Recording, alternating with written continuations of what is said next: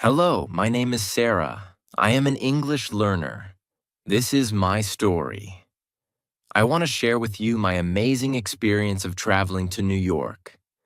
I will tell you about my journey and how I'm improving my English in this historic, lively city. I hope you will join me in learning English through my adventure. Lesson 1. It is a sunny morning in September. I am sitting on an airplane traveling to New York for the first time. Two people are sitting next to me on the plane. They are speaking English, but I only understand a few words. I have studied English before, but I'm still learning. I don't know enough yet to have long conversations. I smile at them, and they smile back. I decide to try speaking with them. I say, "Hello, my name is Sarah. I learn English." They smile again and say, "Nice to meet you, Sarah. We're from the USA." I feel happy that they understand me. They tell me they live in New York and ask me what I'm going to do there. I tell them, I study English in New York. Our conversation is short but friendly. Before I leave the plane, they give me their contact information and invite me to visit them while I'm in New York. After landing, I make my way to my new school in the heart of the city. It's Monday, and I'm excited about my first English class. I meet my teacher and the other students. My teacher is a young man named Mr. Anderson. He's very friendly and welcoming. The class begins with Mr. Anderson asking us about our goals for learning English. I say, I want to speak English fluently. He smiles and says, "That's a great goal, Sarah." In this class, we'll focus on speaking, listening, and using English in real situations. Mr. Anderson then explains his teaching method. You don't need to memorize long lists of vocabulary or study too much grammar at first, he says. The best way to learn a language is by using it every day. You will speak English, listen to English, and practice it as much as possible. I feel relieved. I've always found textbooks boring, and I prefer learning through practice. Mr. Anderson continues, in this class, we will speak about real-life situations. You will learn new words and grammar naturally just by using English. We spend the rest of the lesson introducing ourselves and talking about our hobbies. I practice speaking with my classmates. At first, I feel nervous, but I soon realize that everyone is trying their best, just like me. By the end of the lesson, I am smiling. I feel confident that I will improve my English in New York. I plan to visit the people I met on the plane, explore the city, and practice English every chance I get.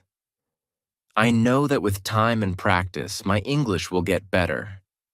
I'm excited for this journey and ready to learn more every day. If you want to learn English like me, remember to use it as much as you can.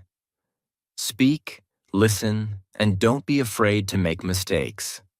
It's all part of the learning process. Lesson 2. How to learn words. On Tuesday, I go back to school for my second lesson.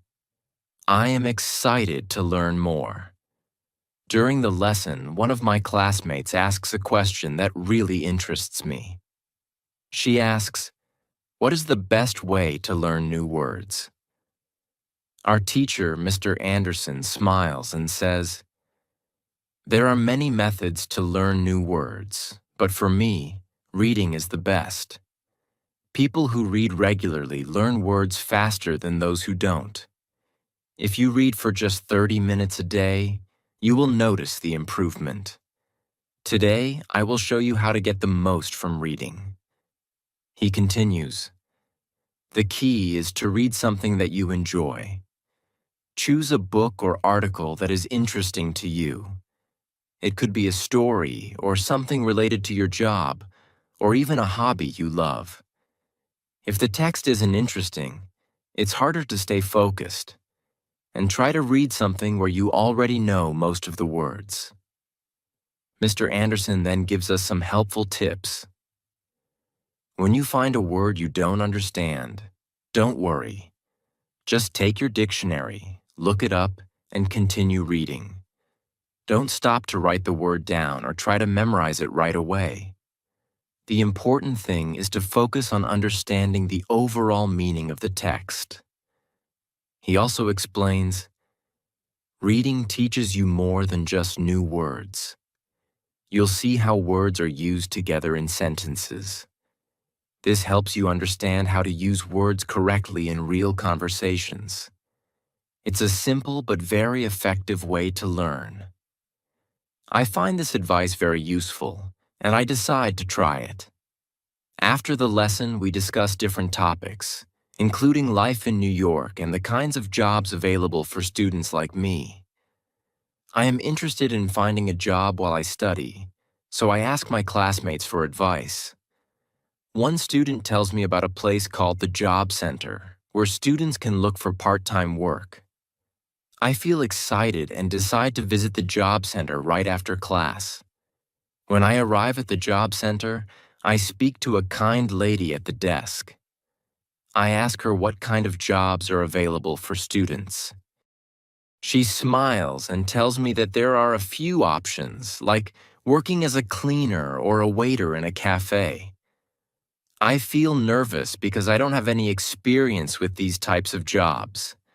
I explain this to the lady and she reassures me. Your English is good enough to work at a cafe, she says. You'll get training, and you'll be able to practice your English with customers. It's a great way to improve. I feel relieved and happy. She tells me that I can start working at a cafe on Thursday. This is great news. Not only do I have a job, but I also have a chance to use English every day while I work. As I leave the job center, I feel excited about my new job and my progress in learning English. I remember Mr. Anderson's advice. Reading every day will help me learn new words, and now I know I can also practice my English at work. When you want to learn new words, try reading for 30 minutes each day. Choose something you enjoy and don't worry if you don't know every word. Just look up what you need and keep going. It's a fun and effective way to grow your vocabulary. Lesson 3. How to learn pronunciation. On Wednesday, I return to school for my third lesson. There's one student in the class who is quieter than the others. He's from South Korea. Our teacher, Mr. Anderson, asks if we have any questions. The student from Korea raises his hand. He seems a bit nervous, but finally says, I have a big problem with pronunciation. I know my pronunciation isn't good, but I don't know how to make it better. He continues, I read books and watch films in English. I understand a lot, but I don't feel confident speaking. Is there something I can do to improve my pronunciation?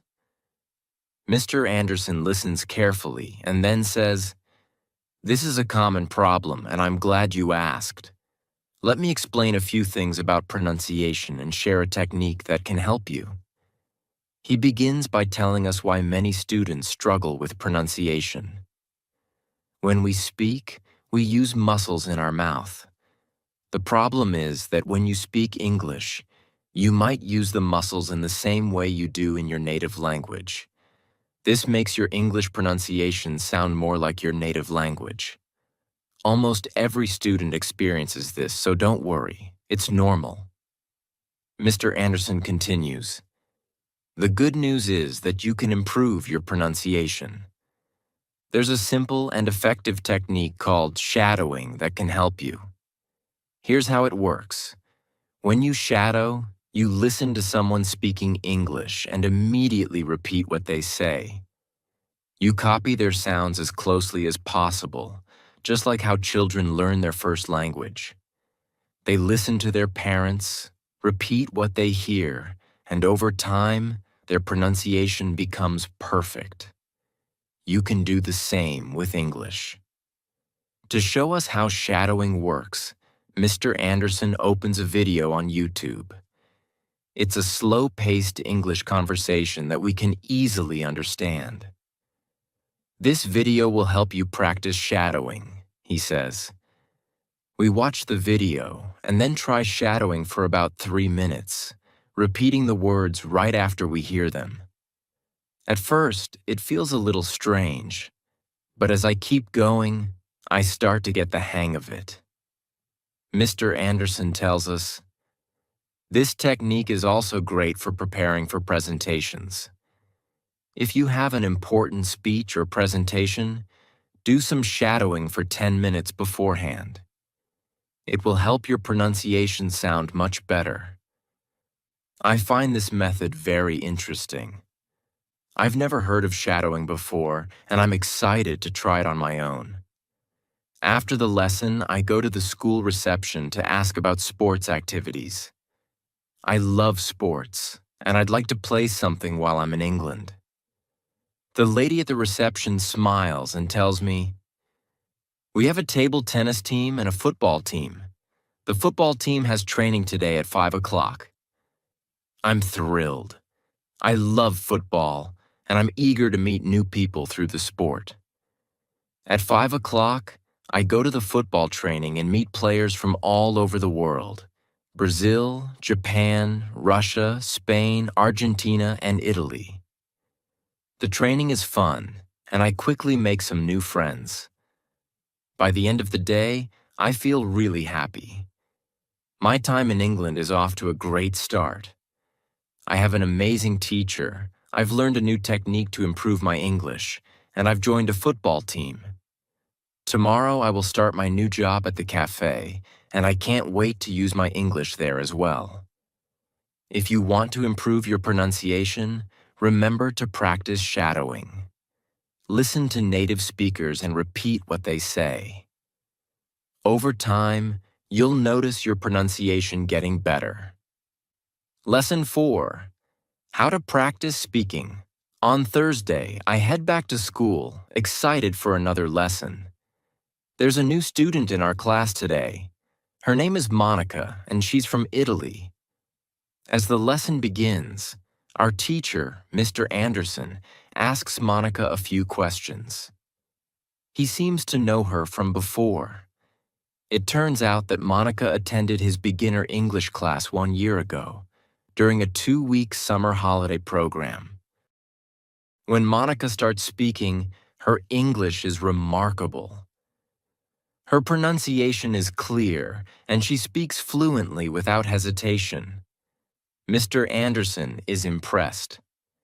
Your school in Italy must be very good, he says, smiling. Monica surprises us all when she responds, I don't go to any school. I've been learning English at home. I use the techniques you taught me last summer, reading, shadowing, and thinking aloud. I try to think in English as much as I can, more than in Italian. That's how I've improved. The 2 weeks I spent in your class last summer showed me how to work on my English every day.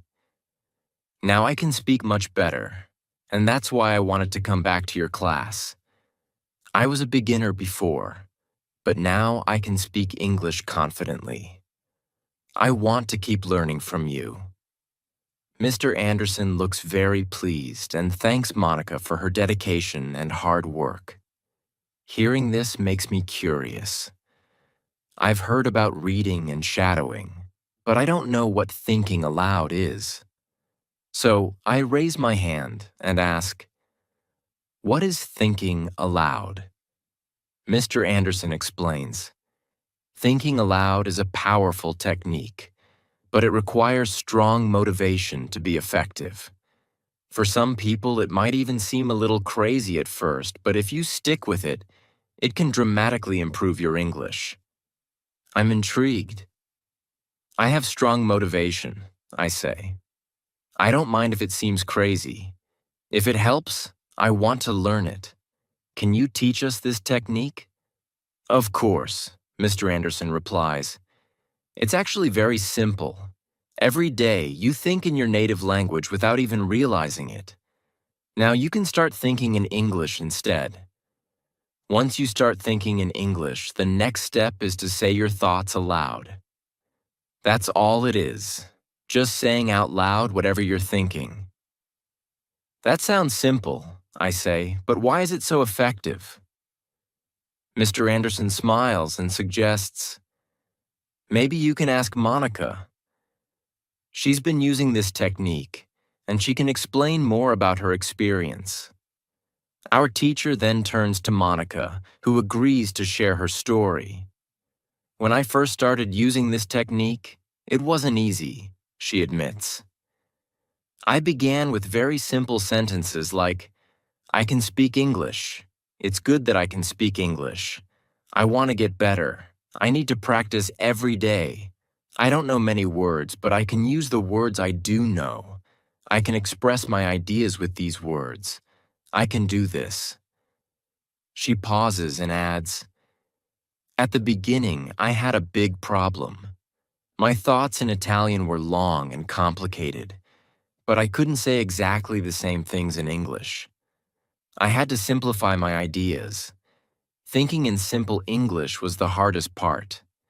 But after some time, it became natural. Eventually, something amazing happened. I met a man from Australia who was on holiday in Italy. Even though I was still a beginner, I could talk to him in English without much trouble. My sentences were short and simple, but I didn't have to translate in my head from Italian to English. That was a huge breakthrough for me. After that, I started using the thinking aloud technique more and more. It helped me improve my speaking a lot. I still use it every day, and it's been a big part of my progress. I'm fascinated by Monica's story. Mr. Anderson thanks her for sharing her experience, and I realize that thinking aloud could be the key to improving my own speaking skills. I'm excited to try it for myself. When you want to speak English fluently, start by thinking in English and saying your thoughts aloud. This simple but effective technique can greatly improve your speaking skills over time. Lesson 5. How to learn grammar. After school, I head to the cafe where I'm starting my job training. I'm nervous because I don't have any experience, and I'm unsure whether I'll be able to handle the tasks. When I arrive, I'm pleasantly surprised. The cafe is modern and cozy, offering coffee, tea, chocolate cakes, and sandwiches. My boss, to my surprise, is only 25 years old. She started working here 2 years ago and has a lot of experience.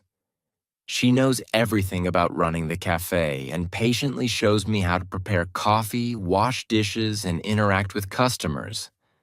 Although I can only remember about 20% of what she teaches me, she lets me practice, correcting my mistakes as I go along. She's very friendly, and I quickly pick up the basics. By the end of my first day, I'm exhausted but happy to have a job. The next day is Friday, and I'm back at school. During class, one student asks a question that catches my attention. Sometimes when I speak, I'm not sure if I'm using the correct grammar. How can I improve my grammar?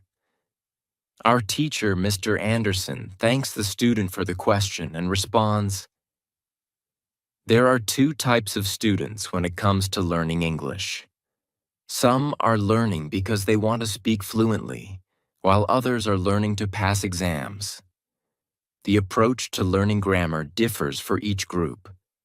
He continues, if you're learning English to speak, you don't need to focus too much on grammar. Think about how you learned your native language. You didn't study grammar rules, but you picked it up naturally by using the language. The same can be done with English. The best way to learn grammar naturally is by reading a lot. Books are written using correct grammar, so when you read, you absorb grammar in the context of sentences. I feel relieved hearing this, as I love reading. Mr. Anderson adds, shadowing is also a great way to practice correct grammar. When you repeat sentences aloud using the shadowing technique, you're practicing good grammar without even thinking about it. You're learning through imitation. And if you want some guidance on what grammar to focus on, you can visit www.grammarinlevels.com. This website organizes grammar rules according to different English levels and gives you examples to practice. I make a note to check out the website later. For students who need to pass exams, Mr. Anderson continues, I recommend studying the specific grammar that will be on the test. If you can, get past versions of the exam and use them for practice. That way, you can familiarize yourself with the structure and types of questions. Only take the exam when you feel confident enough after practicing with those materials. The student thanks Mr. Anderson, and I feel even better about my approach to learning English. Since I'm not studying to pass any exam, I don't have to stress about memorizing grammar rules. I can improve naturally through reading and practicing my speaking. Later, I check out the website Mr. Anderson mentioned. It's really helpful. It divides grammar into 3 levels: 1,000, 2,000, and 3,000 words, with clear examples. I'm excited to start using it to brush up on my grammar in a simple and manageable way. In the afternoon, I return to the cafe for my second day of work. I'm surprised at how much I've already learned. I can handle a lot of the tasks on my own now, but my boss is always there to help if I get stuck. The job isn't as difficult as I thought, and the best part is that I get to practice my English while speaking to customers. I realize that this job is going to help me improve both my confidence and my language skills. When you want to have good grammar, read a lot. Lesson 6. How to test your English. It's Monday again, and I head to school. During class, our teacher asks what we did over the weekend. I share that I worked on Saturday and feel confident about my tasks now. I also mention how happy I am to interact with customers in English. One of the girls in the class notices a difference in my voice and comments, "You sound different from last week. Your pronunciation has really improved." I smile and respond, "Thank you. I practiced shadowing on Saturday evening and all day Sunday. I tried to speak like a native speaker. It's not perfect yet, but I definitely see a big improvement in my pronunciation." Our teacher is pleased to hear this and asks if any other students have tried shadowing. 3 students raise their hands. The student from South Korea, who likes the technique, says it's been helpful for him as well. Another student mentions that she tried shadowing but stopped after 5 minutes because her mouth hurt and the recording was too fast. Our teacher explains, "Thank you for sharing your experiences. If your mouth hurts after just 5 minutes of shadowing, it means you're doing it correctly. It's like when you start working out at the gym. Your muscles can hurt if they're not used to the new exercise. You can take breaks and continue later. With each 5-minute session, your pronunciation will improve. Shadowing also helps with intonation, rhythm, and connecting words in sentences. If the recording seems too fast, you can start by repeating only the first or last word of each sentence. With practice, you'll be able to keep up better." I agree with our teacher. I found that shadowing was difficult at first, but by Sunday evening, it became much easier. I then asked our teacher about the website www.grammarinlevels.com. I found it interesting but wasn't sure what level to start because I don't know how many English words I know. Our teacher asks the class if anyone knows how many words they know. To my surprise, no one knows. We all realize we're intermediate students but lack an exact measure of our vocabulary size. Our teacher then introduces a new website, www.testlanguages.com. This site offers a simple test to find out how many words you know. You can take the test every month to track your progress. It only has 2 steps and is really easy to use. I'm excited to find out my vocabulary size, so I immediately take the test on my smartphone. I discover that I know 2,100 words in English. Most of the other students know between 2,000 and 2,200 words, while Monica and the boy from South Korea know about 2,500 words.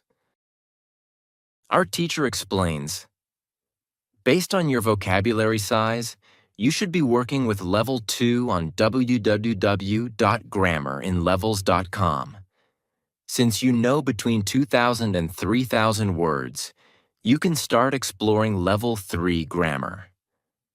As I leave school, I feel motivated to use these tools to track my progress and continue improving my English. It's encouraging to see where I stand and to have clear goals for my next steps. Test your progress every month. Lesson 7. How to handle mistakes. On Tuesday, I go to school again. During the lesson, a student asks a thought-provoking question. I want to practice speaking with people around me, but I don't want to make mistakes. I'm afraid of looking foolish. Can you help me? Our teacher responds thoughtfully. Handling mistakes is an important topic.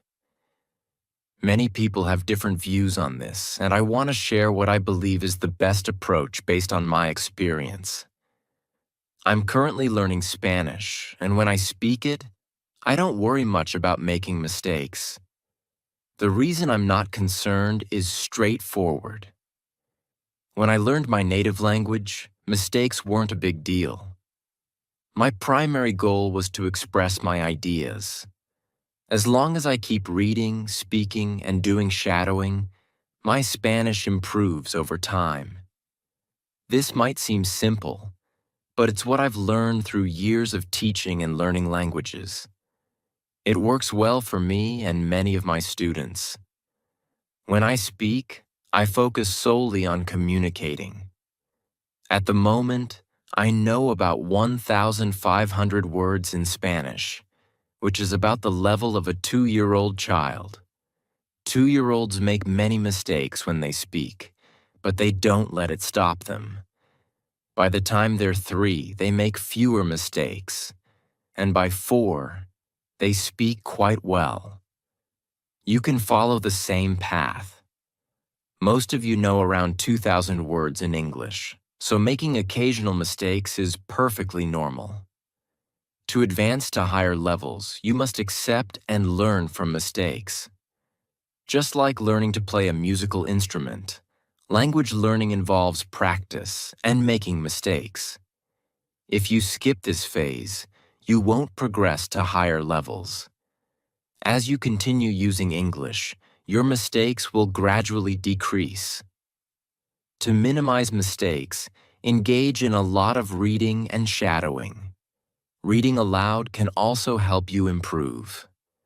In conversations, focus on conveying your ideas rather than perfecting your grammar. Your goal is to practice expressing thoughts, not to master grammar or vocabulary on the spot. Remember, everyone learning a foreign language makes mistakes. Famous people, CEOs, and politicians included. When you hear them speaking, they prioritize getting their message across rather than avoiding mistakes. You should do the same. Does this make sense?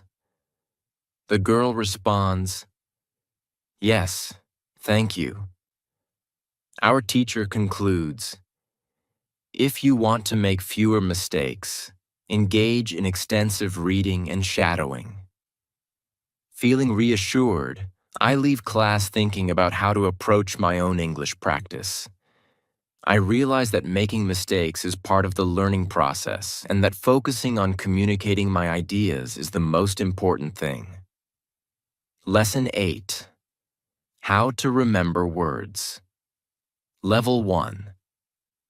On Wednesday, I go to school again. At the start of the lesson, a student raises a question. I've started reading more and it seems to be improving my grammar. However, I struggle with remembering new words. When I come across an unfamiliar word and look it up in the dictionary, I might see it again just minutes later and still forget it. How can I improve my word retention? Our teacher responds thoughtfully. That's a great question. It's common to forget new words right after learning them. In fact, it usually takes multiple exposures to a word before it sticks. Here's a breakdown of how word retention works through 5 distinct phases. 1. First encounter. This is when you see a new word for the first time and don't know its meaning. You look it up in the dictionary. Second encounter. You recognize the word from before, but still don't remember its meaning. You might look it up again. 3. Emerging understanding. You begin to have an idea of what the word could mean, though you're not certain. For instance, you might guess it's a type of object, animal, or verb. 4. Passive knowledge. At this stage, you understand the word's meaning when you see it, but you might not recall it when you need to use it in conversation. The word is part of your passive vocabulary. 5. Active use. Finally, you can use the word correctly when speaking. This is when the word is firmly embedded in your active vocabulary. Understanding these phases helps explain why you can't remember a new word immediately after your first encounter. Words need multiple exposures to transition through these phases. Celebrate not only when you fully remember a word, but also when you move from one phase to the next. Each phase is a step closer to using the word effortlessly in everyday communication. I find this explanation enlightening. I've often felt frustrated when I forget a word shortly after learning it. Knowing that it's normal to need several encounters with a word before fully remembering it makes me feel better. I realize now that persistence is key and that moving through these phases is part of the learning process. After school, I head to my football training. Our coach announces that there's a match on Saturday against another school team from Cambridge and invites me to play for the school team. I'm thrilled and eagerly anticipate the match. As I prepare for the game, I remind myself that just as with learning vocabulary, improvement in any skill, whether it's remembering words or playing football, comes with practice and repetition. When you want to remember a new word, you need to see or hear it about 10 times to fully retain it.